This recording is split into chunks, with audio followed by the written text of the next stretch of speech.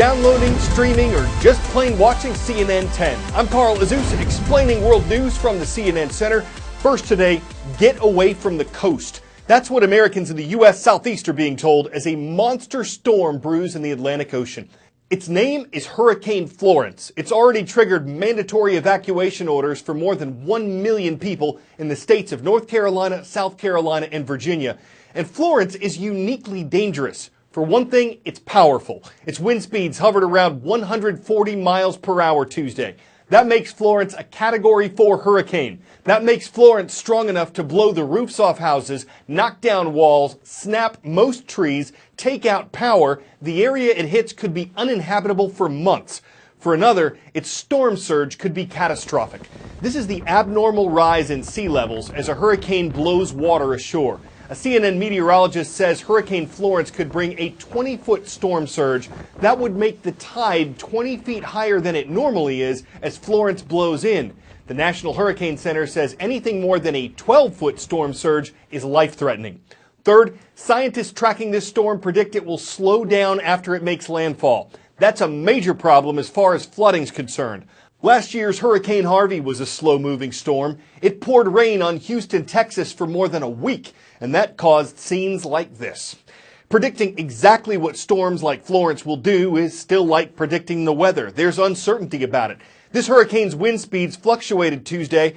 Forecasters didn't agree on whether it would still be a Category 4 storm at landfall, if it would get stronger or weaker before it blows ashore. But here's how things looked yesterday afternoon.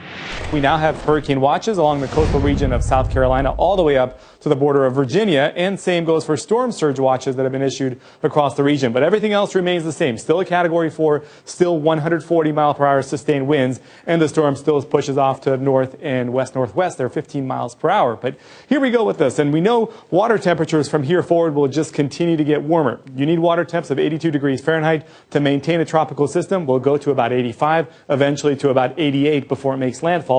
That's why there is that outside shot of this potentially even strengthening further up to a Category 5 as it approaches land. But you take a look, that rapid intensification in place, 36-hour period from a Cat 1 to Category 4, remarkable system.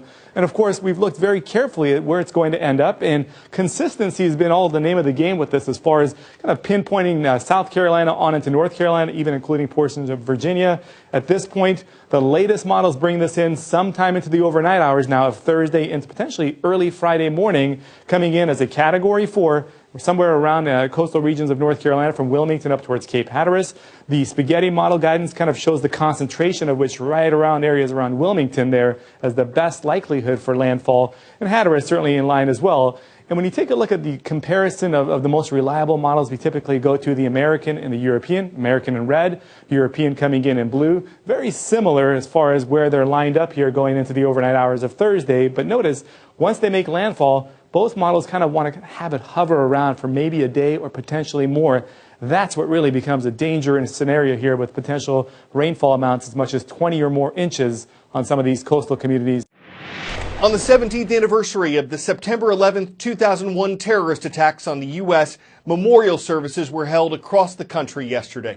Starting at 8:30 a.m. at the 9/11 Memorial in New York City, a ceremony including a moment of silence was held in remembrance of the victims. Their names were read aloud and church bells rang throughout the city. At 8:45 a.m. at the Pentagon, U.S. Vice President Mike Pence and Secretary of Defense Jim Mattis attended a ceremonial wreath laying and a reading of the victims' names there. And at 9:45 a.m. in Shanksville, Pennsylvania, U.S. President Donald Trump and First Lady Melania Trump paid tribute to the victims of United Airlines Flight 93. The president called the field where terrorists crashed the plane a monument to American defiance, and he called the new Tower of Voices Memorial a message that America would never submit to tyranny. 10-second trivia. Which of these is not a requirement for a celestial body to be considered a planet? Must orbit the sun, must clear its path of orbit, must have a moon, or must be round? A planet does not need a moon to meet the International Astronomical Union's definition of a planet. But as option B indicated, it does have to clear the neighborhood in its path of orbit, meaning knock other space rocks out of the way if necessary. And that's why the International Astronomical Union announced in 2006 that Pluto was no longer a planet. The union said it was just too small to clear its path. But that decision caused a lot of controversy, and not just among those who were taught there were 9 planets in our solar system. New research published in the scientific journal Icarus argues that Pluto should be reinstated to planetary status. A University of Central Florida scientist says that nobody actually uses the path clearing requirement in their research. He says his team looked at 2 centuries worth of materials and found only one study from the early 1800s that used the path clearing requirement. He adds that the way a celestial body is formed and whether it's big enough to have a spherical shape are more important factors for its classification. The IAU says it hasn't received any formal requests to reevaluate Pluto, but that it's good to debate these topics. Up next, a report on a CNN hero. In the mid-1990s, Alyssa Montanti found out about a boy in Southeast Europe who'd lost 3 of his limbs to a landmine. Within 24 hours, Montanti had contacted an airline, a hospital, and a prosthetic company to help him. Since then, her nonprofit group, the Global Medical Relief Fund, has helped more than 300 children from 46 countries. I help children one at a time, you could say. When I first started this 20 years ago, I didn't have a clue. I was really struggling with panic attacks. And I didn't really know what was happening with me, but there was something inside me that drove me to do this. We bring children that have no resources from all these different countries. They receive medical care. The children that we help have been injured through war and natural disasters, birth defects and injuries.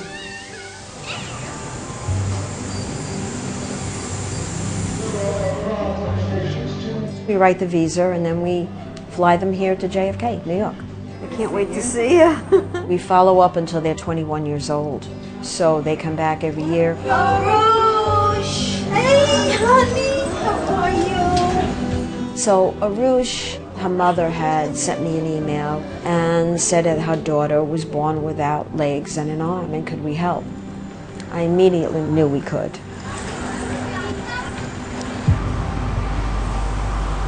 I do both feet and both arms. We partner with the Shriners Children's Hospital, who provide all the prosthetics, surgery, rehabilitation. We're empowering them because we're giving them back what they lost, a chance to stand on their own and write and go to school and to contribute to society. The Dare to Dream House is their home away from home. Thank you. It's 6 houses away from my house, but it has to be, because the charity is not 9 to 5, it's 24/7. ¿Cómo está? ¿Cómo está? Bien, bien. What's so magical about the house is that you'll have all these families. They come from different corners of the earth, and they all heal together, laugh together. They don't speak the same language, but love is universal. See where those buildings are there? That's Brooklyn. By helping other people, you're healing yourself. I know I'm making such a difference, and that has made me feel a purpose.